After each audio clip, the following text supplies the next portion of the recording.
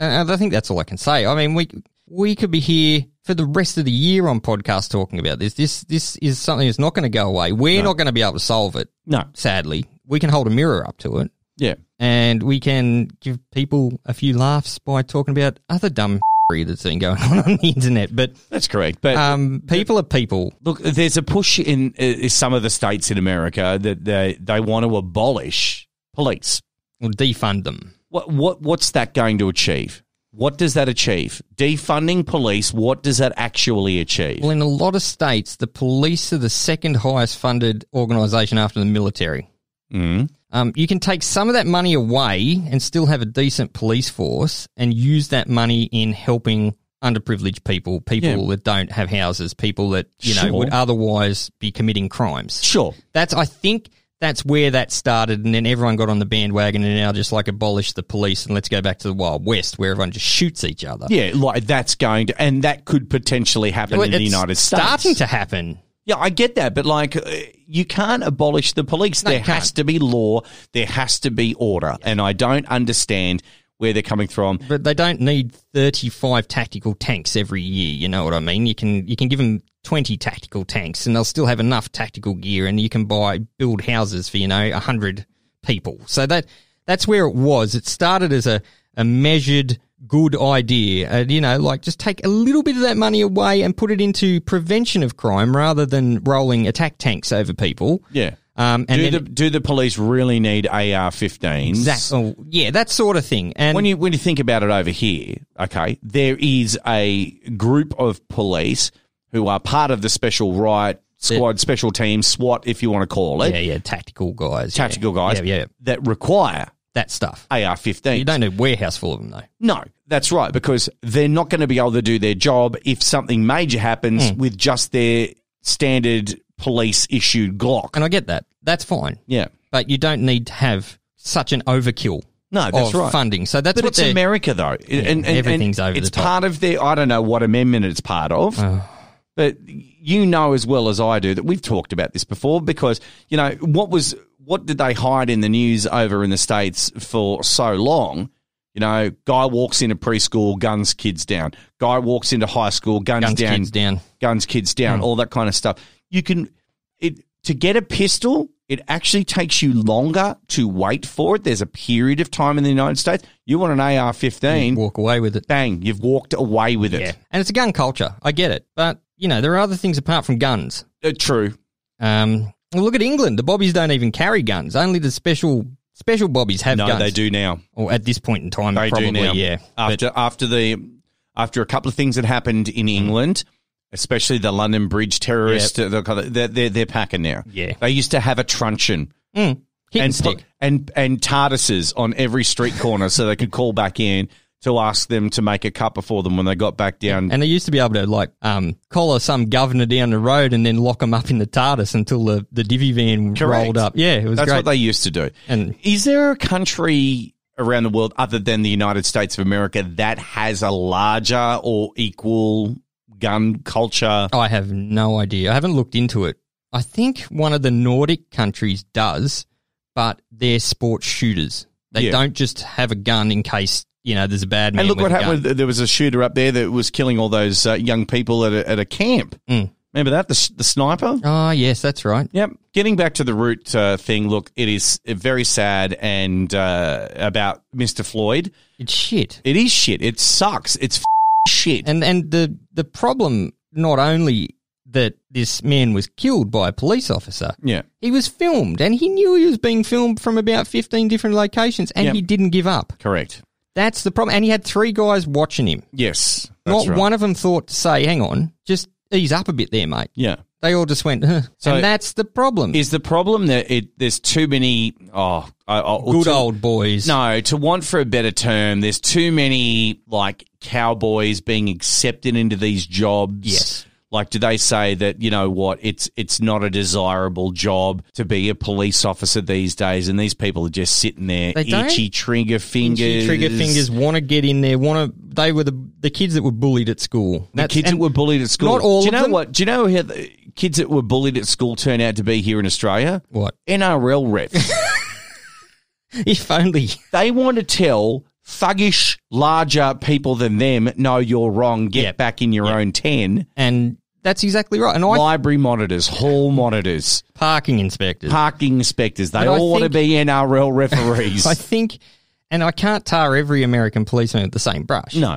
But there's a huge culture of where these guys are so crazed or so gun happy and just itchy trigger finger that they go out and they provoke stuff. Yeah. So they can do things. Yeah. I just think they need more psychological testing. These people are meant to be bastions of society. You can't just grab any old mate off the street and do a preliminary background check, put him through, I think it's 8 or 10 weeks of training, and then go, there you go, you're an officer of the law. You're a copper. Like, it's probably harder to drive a bus or not fly a plane because that's really hard, or like drive a train or drive a bloody bulldozer or backhoe or a crane or something like that. Can you imagine being a cab driver in New York? Oh, you'd just get in your cab and drive, wouldn't you? Just go to Jersey and then that's why it's all numbered. You know, I want to go to the corner of third. No, right now, I mean, if you were a cab driver in New York, I'd be in New Jersey then Canada. That noise. I'm out.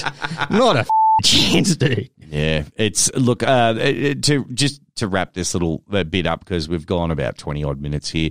To wrap this little bit up, I'm saying, look, I'm feeling for the people of the United States of America at the moment, both African American and white people and all other nationalities that live in the States at the moment. Right. This country, the United States at the moment, is just it's insane what they're going through. Mm-hmm. And then you've got someone who's supposed to be the leader of the country who's also insane. Oh my God. Did you see his latest rant about the old bloke? Yes. He was a plant to make the coppers look bad. He's 70 years old. I know. He's in I don't know any plants or any, counter agents or anything that would get their head cracked open and then spend 3 weeks in intensive care just to, make the coppers look bad. What the president, yeah. What the And look, before we get off this topic, one more thing.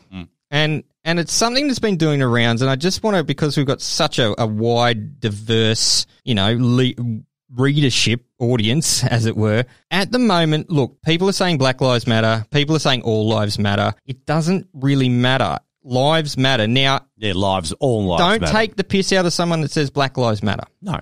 Or that says all lives matter. Because that's their opinion. No, because all rainforests matter, right?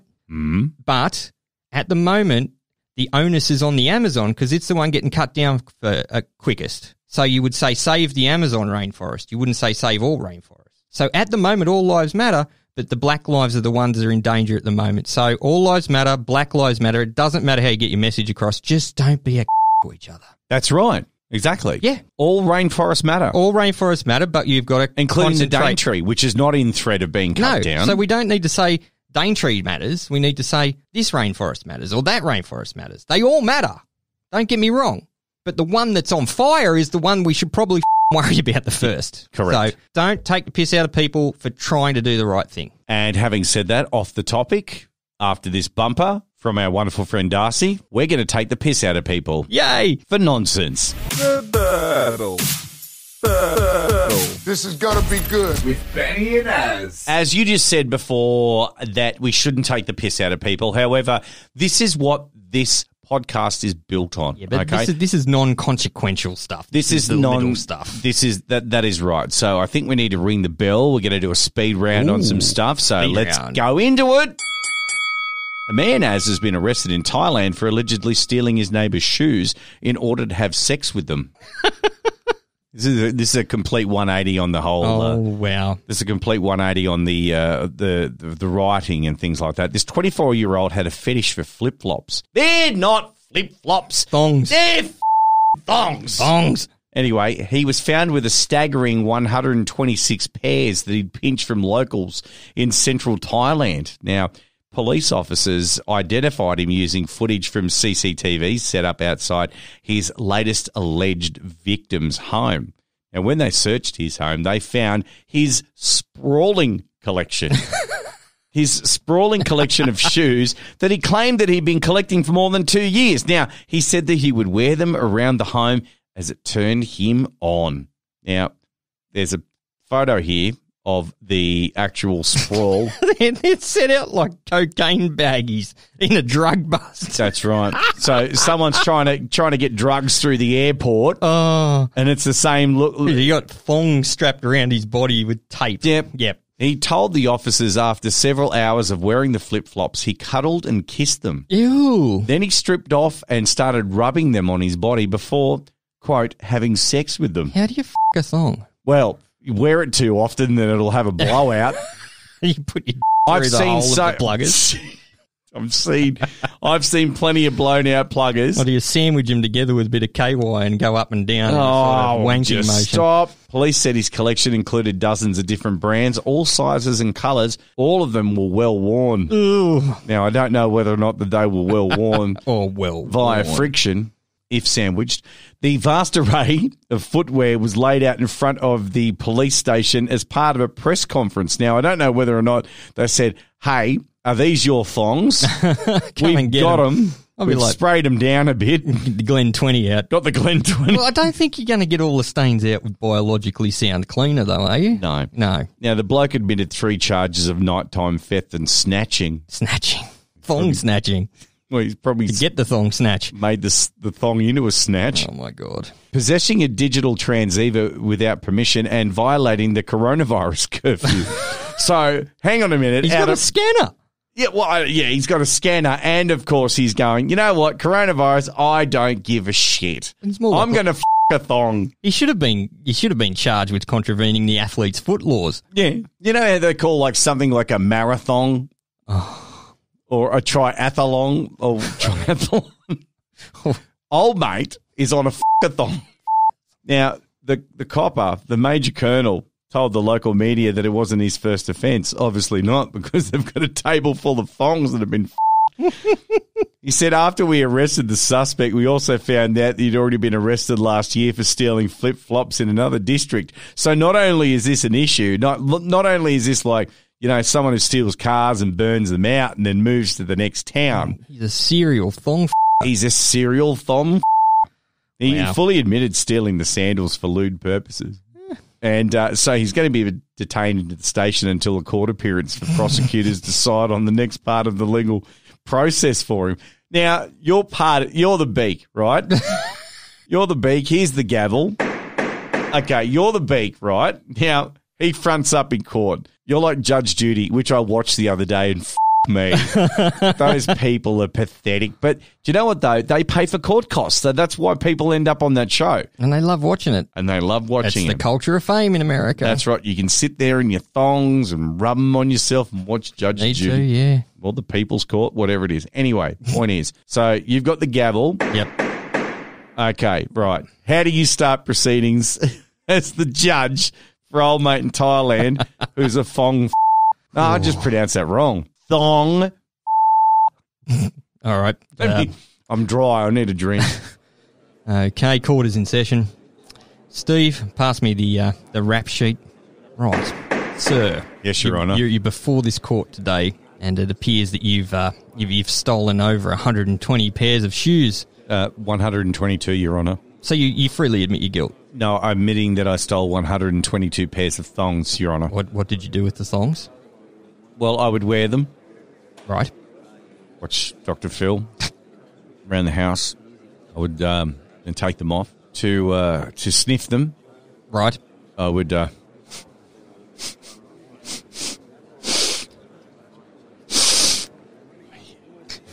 that's enough. And then I would then as the afternoon went on, I would eat. I'd actually make a sandwich with the crust cut off for the pair of thongs I was wearing. Then I'd proceed to draw a bath, get in the bath, maybe some frangipanis floating in the water, some essential oils. I'd get in there with the thong. With the thong? Both thongs. Both. Are you wearing them? At the stage when I get in, no, because by that time I've already drunk in their scent, and then I proceed to wash myself and rub the thongs all over me. And then once we'd get out of the bath, we'd dry, say nurturing things to each other, maybe a massage. I'd proceed to go out to my dirty tin shed, get some gaffer tape, tape the thong together. We would tune into love song dedications And because I'm poor, I would get